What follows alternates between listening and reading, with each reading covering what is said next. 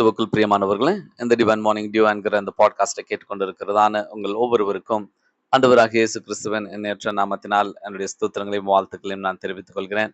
இன்றைக்கான வேத வசனம் 2 நாளாகமம் 13ஆம் அதிகாரம் 12ஆம் வசனம். இதோ தேவன் எங்கள் சேனாதிபதியாய் எங்களோடு கூட இருக்கிறார்.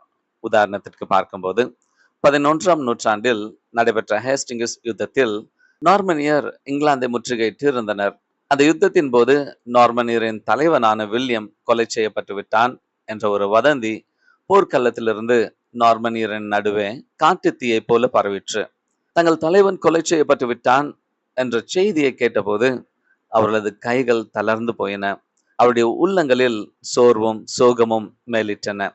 தங்கள் தலைவனை இழந்து விட்டதால் தாங்கள் யுத்தத்தில் தோல்வி அடைவது நிச்சயம் என்ற முடிவுக்கு அவர்கள் வந்துவிட்டனர். யுத்தத்திலிருந்து தாயகம் திரும்பி விடலாம் என்று தங்கள் இருதயத்தில் தீர்மானித்து விட்ட போர் வீரர்களும் இருந்தனர். இதை கேள்விப்பட்ட தலைவன் வில்லியம் துடித்தெழுந்தான். அவன் தன் குதிரையின் மேல் ஏறி தன் வீரர்களின் முகாம்கள் அமைந்திருந்த அனைத்து இடங்களுக்கும் விரைவாக சென்று நான் உயிரோடு இருக்கிறேன் என்ற உரத்த சத்தத்துடன் முழங்கினார்.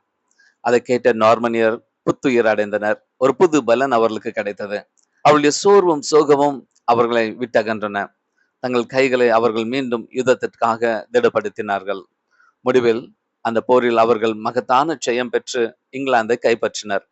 உலக சரித்திரத்துல இடம்பெற்றுள்ள இச்சம்பவம் கர்த்தராகிய இயேசு கிறிஸ்து உயிர்த்தெழுந்த பின் நடந்த சம்பவங்களை நமக்கு நினைப்பு ஊட்டுகிறது அல்லவா? நார்மனியர்கள் தங்கள் தலைவனை நினைத்து வருந்து கலங்கினது போலவே இயேசுவின் சீடர்களும் கலங்கி காணப்பட்டனர். இரட்சகர் இயேசு சிலுவையில் கொலை செய்யப்பட்டார். இனி நமது எதிர்காலம் என்னவோ என்று வேதனை அடைந்தனர். ஆனால் மரணத்தை வென்று உயிரோடு எழுந்த இயேசு தன் சீடர்களுக்கு தரிசனமாகி அவர்களை தைரியப்படுத்தினார். இந்த உலகத்தின் முடிவு பரியந்தம் சகல நாட்களிலும் நான் உங்களுடனே கூட இருக்கிறேன் என்ற தேவன் தங்களோடு கூட வாக்குறுதி பண்ணினார். உயிர்த்தெழுந்த இயேசுவின் தரிசனத்திற்கு பின்பாக பரிசுத்த ஆவியானவர் அருளப்பட்டு 11 சீடர்களும் ஆவியில் பலன் அடைந்தனர். கர்த்தராகிய இயேசு கிறிஸ்துவுக்காக ஒவ்வொருவரும் வைராக்கியமாய் செயல்பட்டு கிரியை செய்தனர். அதன் விளைவாக உலகமெங்கும் சுவிசேஷம் பிரசங்கிக்கப்பட்டு தேவனுடைய சபைகள் ஸ்தாபிக்கப்பட்டன. இந்த செய்தியின் மூலமாக தேவ ஆவியானவர் உங்களை அவருக்குள்ளாக தைரியப்படுத்துகிறார். உங்கள் இருதயம் கலங்காதிருப்பதாக, நான் உங்களை திக்கற்றவர்களாய் விடேன் என்று உங்களை பார்த்து இயேசு கிறிஸ்து கூறுகிறார். நான் தனிமையா இருக்கிறேன், எனக்கு என்று யாரும் இல்லை என்று தவிக்கிறீர்களாம், கவலைப்படாதீர்கள். இம்மானுவேல் என்னும் இயேசு இரட்சகர் உங்களோடு இருக்கிறார். நீ பயப்படாதே, நான் உன்னுடனே இருக்கிறேன். திகையாதே, நான் உன் தேவன். நான் உன்னை பலப்படுத்தி உனக்கு சகாயம் பண்ணுவேன் என்று ஏசாயா 41:10 அவர் வாக்கு பண்ணியிருக்கிறாரே. அவர் வாக்கு மாறாத தேவன் உங்களுடனே கூட இருக்கிறார். தைரியப்படுங்கள், சோர்ந்து போகாதிருங்கள். உங்கள் இருதயம் கர்த்தருக்குள் பலப்படுவதாக. நான் கண்களை மூடி நம்ம செபிக்கலாமா? எங்களை அதிகமாக நேசித்து வழி நடத்தும் எங்கள் நல்ல தகப்பனே, இந்நாள் மட்டும் எங்களை சுகத்தோடு பலத்தோடு காத்திரே, உமக்கு நன்றி.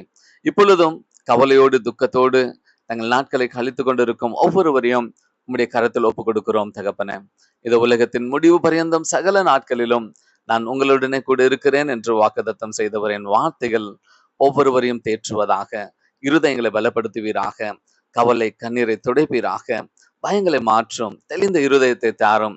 ஒரு நாளும் கைவிடாத தேவனை பற்றிக்கொள்ள கிருபை செய்யும். எங்கள் செபத்தை கேட்டு எங்களுக்கு பதில் கொடுப்பவரே, உமக்கு நன்றி. இயேசு கிறிஸ்துவின் நாமத்தினால் நாங்கள் செபிக்கிறோம் எங்கள் ஜீவனுள்ள நல்ல பிதாவே, ஆமென். கர்த்தர் தாமே உங்கள் ஒவ்வொருவரையும் ஆதரித்து ஆசீர்வதிப்பாராக. ஆமென்.